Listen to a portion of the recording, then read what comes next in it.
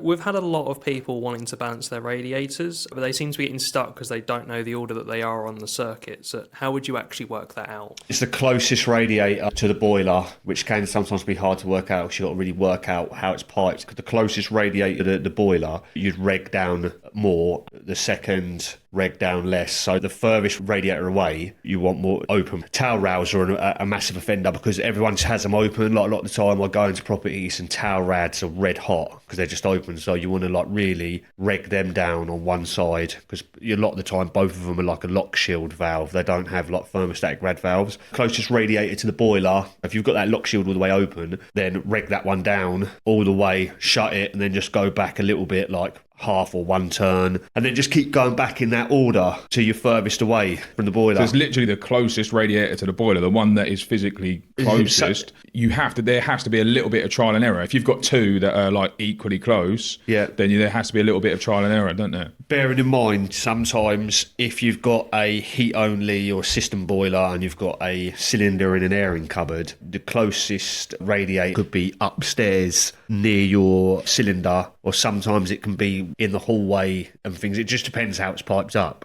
When you're doing balancing, open all your thermostatic rad valves all the way to 5 or fully open, because if it's, for instance, 20 degrees in one room and you've got it on 2.5 or 3, that thermostatic rad valve is going to be shut. So you need to open all the thermostatic rad valves before you balance. So it's allowing water to go through every radiator. The first rad on the circuit to have the lock shield the most closed, and then the furthest away the most open, and then like progressively in order. And what that does is allows for the flow of the heating system to get all the way to the end without being effectively kind of like used up by the first radiators or the earlier radiators. And if you don't do that, what you might end up with is a cold rad right at the end. The water will always find its easiest route. The radiator closest to your boiler is fully open. The pump is going to cycle through that most. So what you're doing by regulating down that lock shield is you're preventing the flow going into that radiator, so it can push in, but the majority of it's getting pushed past the next radiator,